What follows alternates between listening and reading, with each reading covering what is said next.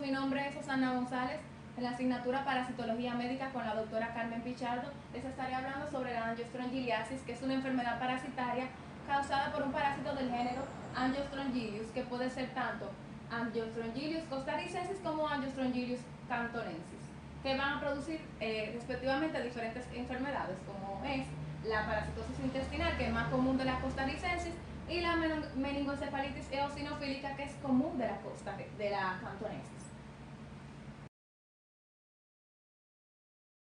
La enfermedad fue descubierta en 1952 en el país de Costa Rica, y el agente etiológico tenemos que fue descubierto en 1971 por Moreta y Céspedes. Sobre el agente etiológico tenemos que es un helminto que puede medir de 2 centímetros a 3 centímetros de longitud y 0.3 milímetros de ancho. Tiene cutícula transparente, lo cual va a permitir que se vean sus órganos internos, y en el estado larvario podemos encontrar que miden de 280 micras de largo y 15 micras de ancho. El extremo posterior es curvo. Tenemos diferencias en el extremo entre el macho y la hembra, sí, porque hay un macho y una hembra. Bueno, en el macho podemos ver que se va a encontrar una bulsa copulatriz, que es la que permite copular con la hembra. La hembra terminará en forma cónica. Aquí tenemos algunas imágenes de cómo termina. La primera, que es la A, es la curva, como termina el extremo posterior de la hembra. Y en la figura número B podemos ver que es un poco más recta y es como termina el extremo posterior del macho. Estos dos últimos es en su estado larvario, una similitud. La imagen número C es el estado larvario en ratas, en el primer estadio. Y la número D es el estado larvario en caracoles y moluscos, que está en tercer estadio.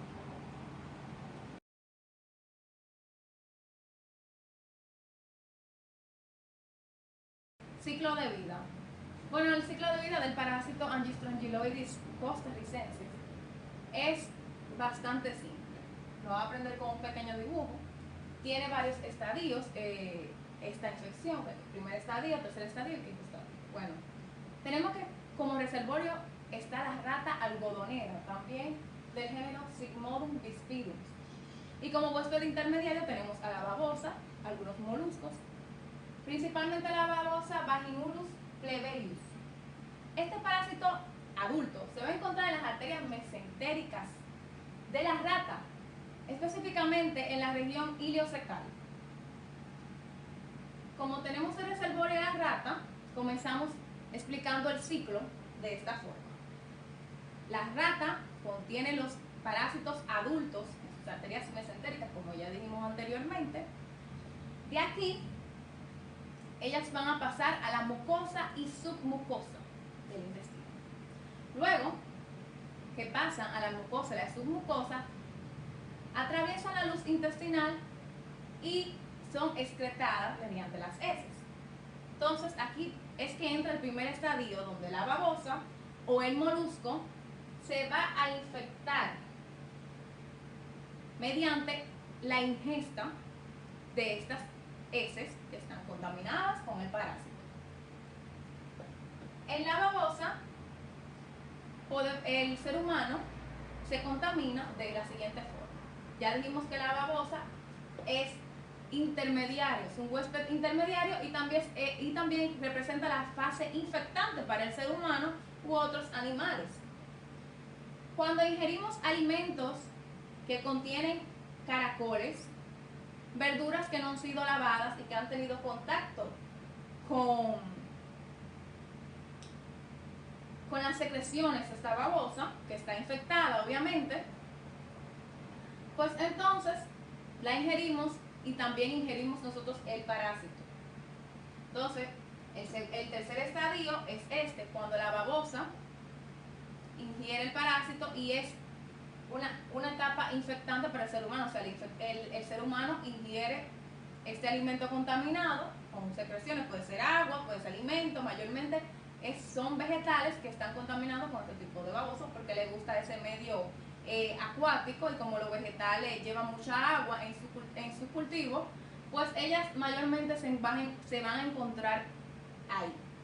Bueno, en el quinto estadio tendremos al huésped, que al ingerir este parásito, pues el parásito va a ir a los vasos linfáticos mesentéricos del ser humano. ¿Pero qué va a pasar en el ser humano? Este parásito no va a llegar a la luz intestinal, puesto que se queda atrapado en los tejidos del ser humano.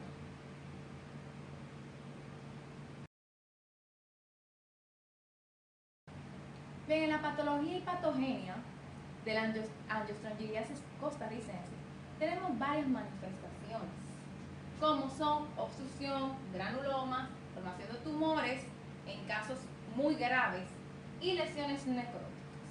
La obstrucción y granuloma sería más o menos manifestaciones agudas. Y bueno, la formación de tumores y necrosis, como ya dije, se presenta ya cuando la enfermedad es grave. Bien, tenemos que esta enfermedad se da en el intestino principalmente, las manifestaciones clínicas. Y donde tenemos que se va a encontrar en la región ileocecal, apéndice ciego, colon ascendente, y va a producir inflamación, hipertrofia y necrosis. Hay una parte macroscópica y otra microscópica de este parásito. En la macroscópica tenemos la pseudoneoplasia. Tenemos engrosamiento del intestino y una fase isquémico-congestiva que va a producir también la obstrucción. Entonces, en la parte micro ya tenemos lo que es la infiltración masiva de eosinófilos, porque dijimos que esta enfermedad se caracteriza por la destrucción de eosinófilos, o el aumento de eosinófilos, para tratar de defender el cuerpo del parásito. También tenemos que produce granulomatosis, vasculitis. También la vasculitis va a ser eosinofílica y va a afectar las arterias, las venas y los capilares. Tenemos unas localizaciones ectópicas, o sea, fuera de lo que es la región intestinal, que viene siendo el hígado, donde se puede confundir con el parásito Toxocara canis. Mucho ojo con eso. Y también tenemos que en otra localización ectópica, el cordón espermático. Manifestaciones clínicas del parásito Angistrongyloides costarricensis. La principal manifestación clínica que tenemos de este parásito va a ser el dolor abdominal. Vamos a recibir pacientes con dolor abdominal, y ojo con esto porque se puede confundir con una apendicitis, puesto que el dolor mayormente se refleja en la fosa ilíaca derecha, con un 8% de probabilidad de palpación de masa, solamente en el 8% de los pacientes, como dije anteriormente. Bueno, otros síntomas que podemos tener es la fiebre, anorexia, malestar general. También podemos ver vómitos, náuseas, diarrea. Entonces, vamos a tener un porcentaje muy alto de pacientes que nos van a llegar con un síndrome de abdominal agudo, que es lo mismo que es un abdomen agudo. Obviamente sabemos que esto es quirúrgico, y por eso estos pacientes mayormente van a ir a cirugía. Se van a encontrar entre un 45 a un 75% de pacientes que van a llegar con este abdomen agudo. Bueno, complicaciones de este abdomen agudo puede ser la necrosis, fístula y la peritonitis, que sabemos que son ya fases que pueden causarle la muerte al paciente, pero la mayoría hay una buena respuesta al tratamiento quirúrgico de los pacientes. También podemos tener, acompañado de todas estas manifestaciones clínicas, lo que es la hepatomegalia, como ya dijimos que era una característica ectópica, una posición ectópica de este parásito, porque normalmente no se encuentra aquí, pero sí puede migrar aquí al hígado, y entonces vamos a presentar una hepatomegalia con un dolor en esta zona, en el hipocondrio derecho. También tendremos inflamación testicular, y esto es cuando sabemos que el parásito puede bajar al cordón espermático, y pues va a aparecer obviamente una inflamación testicular. Otras veces se puede confundir con un linfoma o una lesión tumoral. Esto es porque vamos a encontrar un plastroma, que es una masa inflamatoria con tejido granuloide, que se puede confundir obviamente con lo que es ese tipo de cáncer, o más bien una lesión tumoral. Aquí tenemos una imagen de un corte histológico de una larva rodeada de granulomas de macrófagos epiteliales. Más o menos se ve así la imagen.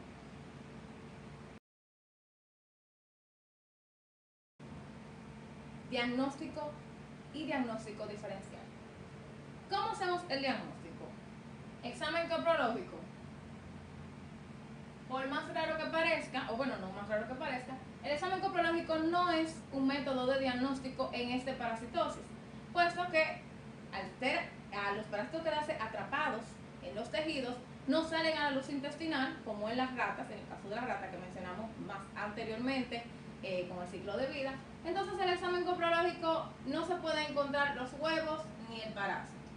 El parásito adulto se encuentra en las arterias mesentéricas. ¿Qué vamos a encontrar? Con pruebas, hasta un hemograma. Leucocitosis, que va a estar desde 20.000 a 30.000 por milímetro. O sea, los leucocitos van a tener esa alteración. Y también vamos a tener eosinofilia, que es una característica muy importante en este parásito, que va a estar de un 70 a un 100% aumentada. Tenemos otras pruebas que podemos realizar para el diagnóstico, como la prueba ELISA, que también se va a utilizar, es la que principalmente se utiliza para estudios epidemiológicos. La aglutinación con látex, que también es una prueba simple que podemos utilizar para estudios epidemiológicos, también se utiliza. En la prueba ELISA, los huevos del parásito pueden tener una especificidad del antígeno, como es la IgG1. También tenemos como método diagnóstico la prueba PCR, que también se le hace, y algunos métodos radiológicos para encontrar masas y estenosis, que también podemos encontrar. En el diagnóstico diferencial podemos comparar con apendicitis, que lo dijimos anteriormente, tumores, lo dijimos anteriormente también, y tuberculosis. Hay un tipo de tuberculosis que es intestinal. Tenemos que recordar que este parásito adulto se va a encontrar en las arterias mesentéricas y por tanto el diagnóstico principal va a ser cuando el paciente llegue con el abdomen agudo y se le haga la cirugía. Normalmente esta prueba es para un paciente que presente los dolores o algunos de los síntomas y que no haya llegado a la fase ya del abdomen agudo. Se le puede realizar esta prueba. También tenemos que se le hacen cortes histológicos si se le encuentra alguna masa o aglutinación, y ahí también podemos identificar el parásito, pero no siempre se hace. Epidemiología, control y prevención. Bueno, ya sabemos que este parásito es nativo, o se descubrió en 1952 en la región de Costa Rica, en el país de Costa Rica. Normalmente en este país se ve en niños en edad escolar.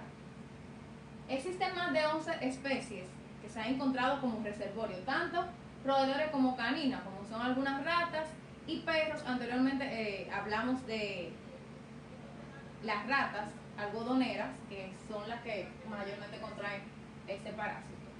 Y ya sabemos que como huésped intermediario tenemos la babosa.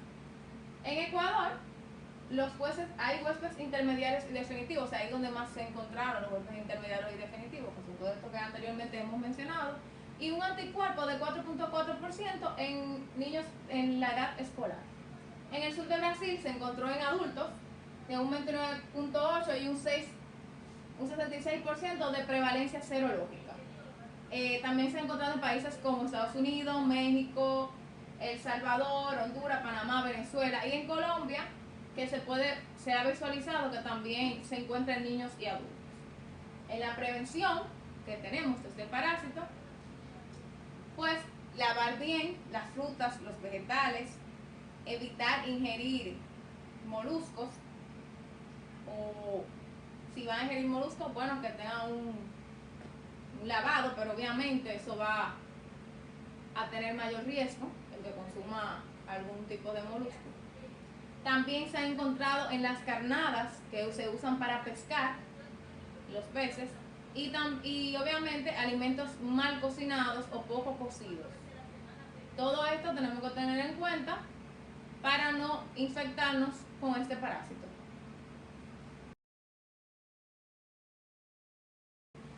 Tratamiento de la Angiostrongylosis cantonensis. Bueno, vamos a aclarar esta parte. Principalmente, la remoción quirúrgica es el principal tratamiento. Puede ser que cuando el paciente llega con abdomen agudo, se le encuentra la masa, que se puede confundir normalmente con apendicitis, y se le va a extraer esta masa. La remoción quirúrgica mayormente es el tratamiento. Pero se ha demostrado que los antihelmínticos no suelen ser tan efectivos.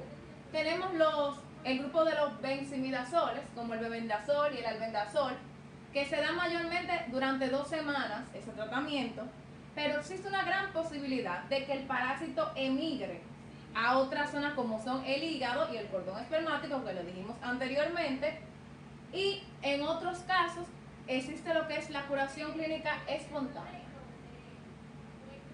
Caso clínico. Paciente masculino de 9 años de edad, costarricense, sin antecedentes médicos o quirúrgicos. Historia clínica de dolor abdominal generalizado, intermitente, en ocasiones el dolor lo hace llorar, hiporexia leve y cansancio. Se niega que haya tenido fiebre, diarrea o disuria.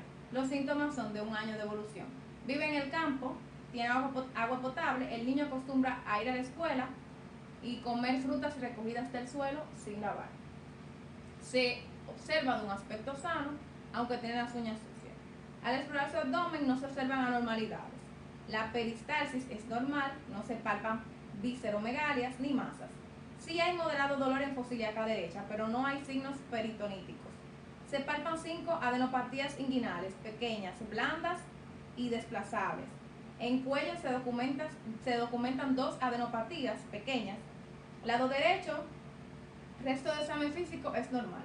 Se inicia el tratamiento con acetaminofén vía oral y se le administra el bendazol 400 miligramos en una sola dosis. El hemograma mostró hemoglobina en 10.6 gramos decilitros. Leucocitos 17.800, 28% de eosinófilos. Heces número 3 negativas por parásitos. Orina normal. En virtud de la eosinofilia se solicita test de Morera, el cual fue reportado positivo. Se evoluciona a paciente con control médico en caso necesario y se refiere caso a cirugía pediátrica para su evaluación.